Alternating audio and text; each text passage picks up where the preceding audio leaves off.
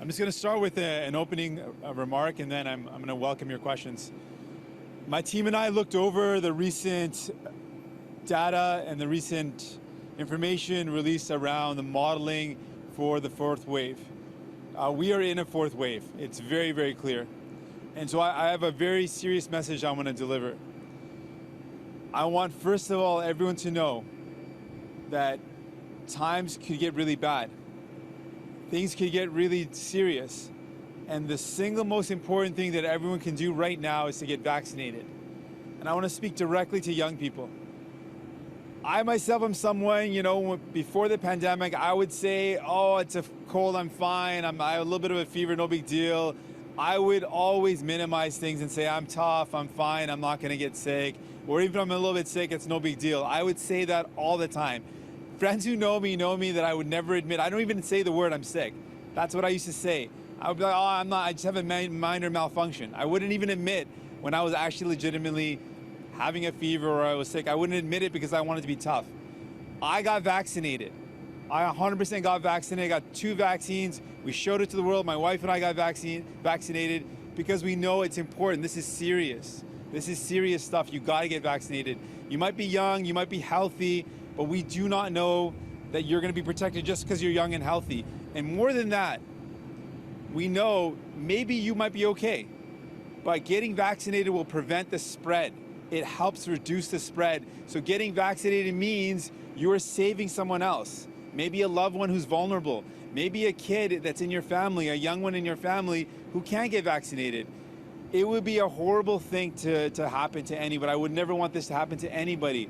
But the heartbreaking feeling of knowing that you didn't get vaccinated and that could have saved a life, that is heartbreaking. That would be horrible. And that's what we're seeing right now. All the data is showing the people that are getting sick are people that are not vaccinated. So get vaccinated. Do it for yourself and do it for the people that you love.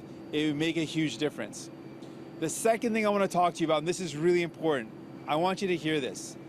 Right now, every single political leader agrees about getting vaccinated. You know me. I have criticized Mr. Trudeau again and again, and I will not hesitate to do it in the future. I have criticized Mr. O'Toole again and again and called him out. I will not hesitate to do that in the future. On vaccination, we all agree. There is no divide here. Do not listen to anyone who tries to divide you on where you vote. It does not matter where you vote. You can vote for me or not. I don't care. I want you to get vaccinated. Mr. O'Toole wants you to get vaccinated. Mr. Trudeau wants you to get vaccinated. There is no difference. Every major political party leader wants you to get vaccinated. Every nurse and doctor that you trust when you get sick, they want you to get vaccinated. Every frontline healthcare worker wants you to get vaccinated. There is no disagreement on this. The evidence and the science and the experts and the political leaders all agree. Get vaccinated. That is what you can do. That is what you need to do. The information that we're looking at right now is serious, but the hope of all of this, the hope in all of this is that you can get vaccinated. It is simple, and just doing that alone will save lives. So please, get vaccinated. It is safe. It is important. It is the most important thing you can do to help us fight this COVID-19 pandemic, and it will keep people safe. Donc, je veux ajouter en français 2 éléments. Premièrement, on a vu les chiffres de la 4e vague de la COVID-19 et premièrement, on est dans une 4e vague de COVID-19, c'est clair. Et ce qu'on doit faire à ce moment, c'est de soit vacciné. Moi, je peux dire personnellement, j'étais quelqu'un qui n'a jamais voulu admettre que j'étais malade. Parce que j'ai pensé, oh non, je suis fort, je ne dois pas admettre que j'ai tombé malade. J'ai pris le vaccin, j'étais vacciné. C'est important d'être vacciné. Pour les jeunes, je comprends que vous pensiez peut-être que vous ne tombez pas malade. On ne sait pas qui va tomber malade, on ne sait pas qui va avoir des réactions négatives à la COVID-19, donc sois vacciné. Et aussi, ça peut sauver des vies. Peut-être que vous êtes d'accord, vous êtes en santé, mais on sait que les enfants de moins de 12 ans ne peuvent pas être vaccinés. Vous pouvez sauver les vies d'un enfant ou de quelqu'un d'autre, donc soit vacciné. Deuxièmement et finalement, tous les chefs de partis sont d'accord qu'on doit être vacciné. J'ai critiqué M. Trudeau et je vais continuer de le faire où il fait des erreurs. J'ai déjà critiqué et je vais continuer de critiquer M. O'Toole parce qu'on n'est pas d'accord sur les valeurs de santé publique. Mais nous sommes tous d'accord qu'on doit être vacciné. Tous les chefs sont d'accord, tous les médecins sont d'accord, tous les infirmières et infirmiers sont d'accord, tous les travailleurs de première ligne sont d'accord, tous les experts sont d'accord. On doit être vacciné, donc sois vacciné. Merci beaucoup. Bonjour, M. Singh, Sébastien Desrosiers de Radio-Canada. Une première question d'abord sur votre plateforme pour le Québec. M. Trudeau, un peu plus tôt aujourd'hui, a déploré que cette plateforme n'ait pas été dévoilée plus tôt. Il aurait aimé débattre de ces idées-là hier soir dans le premier débat télévisé en français. Pourquoi avoir attendu à ce moment-ci, à la 20e journée de la campagne, pour la dévoiler et pas, par exemple, à votre première visite au Québec? Nos valeurs au Québec sont claires. On a déjà montré à plusieurs reprises comment on est pour la langue française, la protection de la langue française, comment on est pour les droits du Québec, le droit de retraite avec plein de compensation pour tous les programmes fédéraux.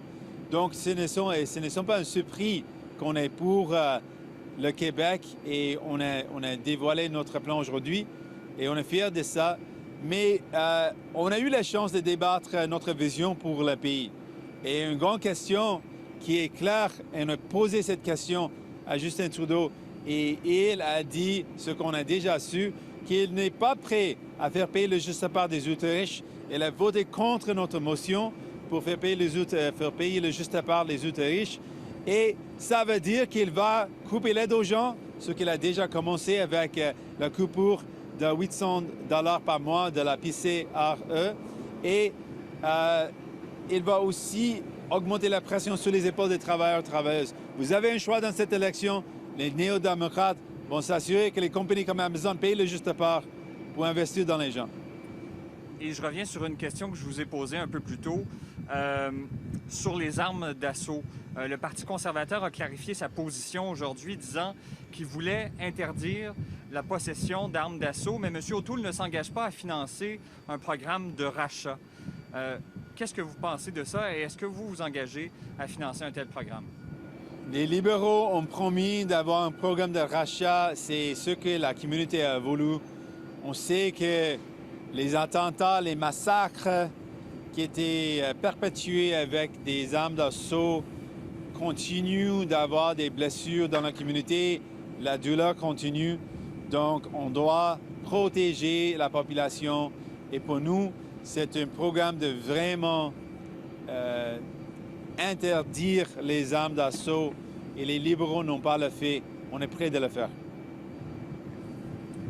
Hi, Mr. Singh. Kevin Gallagher, CTV National News. I want to follow up on last night in the debate. We're talking about firearms and assault rifles. Conservative leader Aaron O'Toole seemed to say he would still uphold the ban for assault rifles in Canada, but in his platform, as the Prime Minister, or excuse me, Liberal leader Justin Trudeau kept bringing up, that on page 90 they would repeal the order in council that brought that ban in. So, you know, what do you think the Conservative plan is here for assault rifles? I think it is fair to say their plan is not very clear. But it's also fair to say that Mr. Trudeau's plan didn't really respond to what the community had been asking for. Many people had said that we needed to clearly ban assault weapons, and to do that, it would require a buyback program. That's what community members had asked for. Given the massacres we've seen in the Quebec City, the massacres we've seen here in Quebec in Polytechnique, people want to see a real clear approach to making sure these weapons are off the streets. That's what we believe needs to happen, and we're ready to do that. Given this modeling update that we've had from Federal Public Health, the Chief Public Health Officer today, are you planning to make any changes to the safety protocols in your campaign? Thank you very much. We're reviewing that right now. Our team is going over that. We had already put a plan in place that if there was an increase in numbers, that we would be able to change the way we conduct this campaign. And so we're looking at new protocols now, given that modeling, and we'll advise you all as soon as we have those new protocols. But we're absolutely monitoring very carefully, and we're always looking for ways to be safer and to be better in terms of how we can keep people safe, and we'll be looking at this modeling and then looking at what we can do differently. So we'll give you an update about what that means. In French, please. Oh, sorry. Donc, après l'information partagée par les experts en matière de santé, on va réévaluer comment on fait la campagne. On a déjà dit que on avait un plan secondaire pour cette potentialité si les chiffres augmentent, de continuer la campagne dans une manière différente.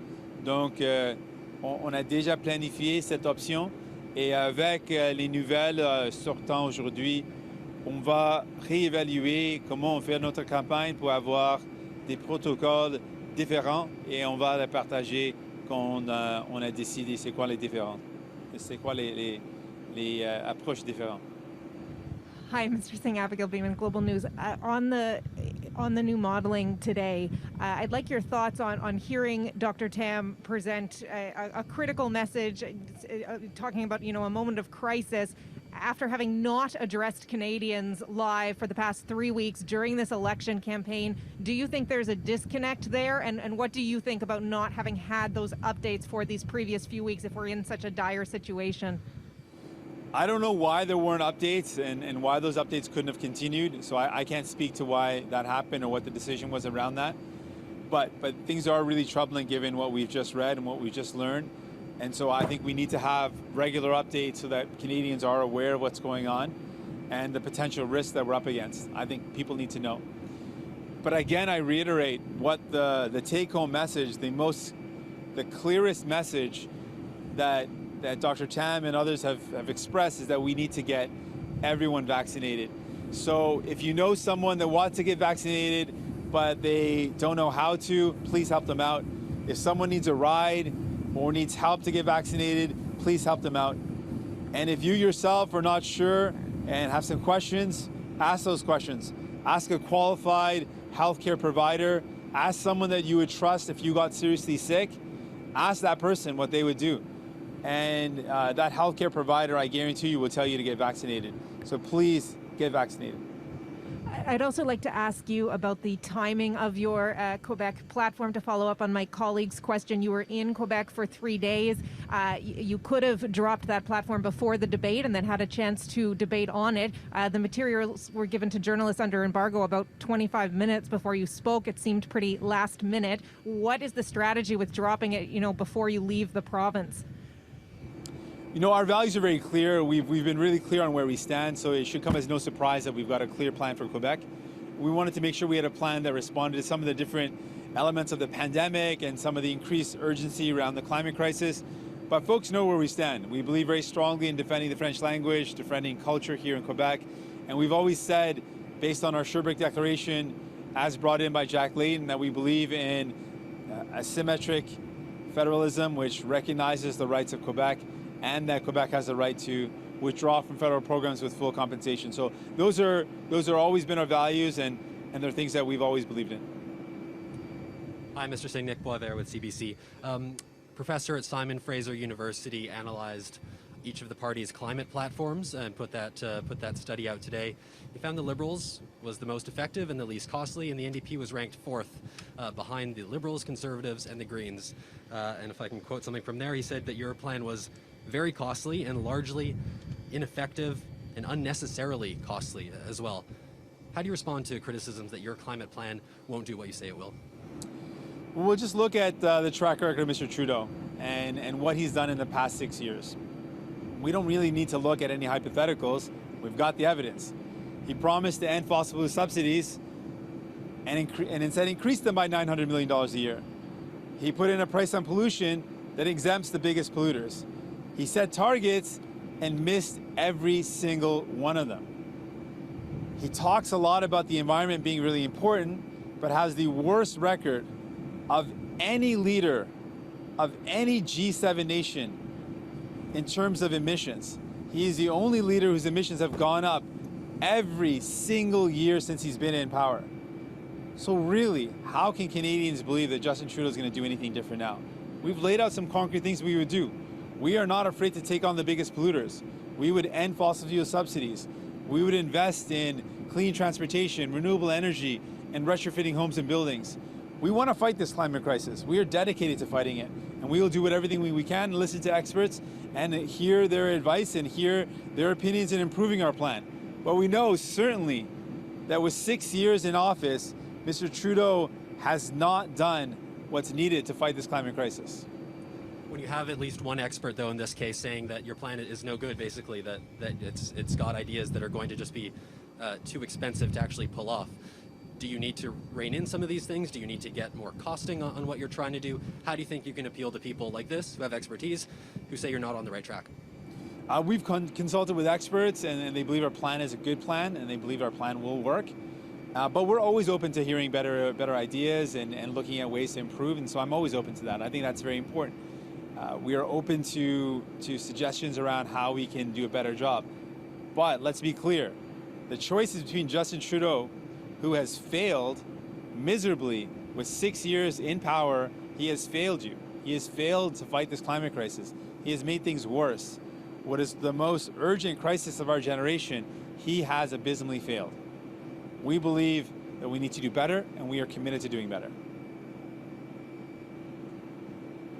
Merci, thanks so much.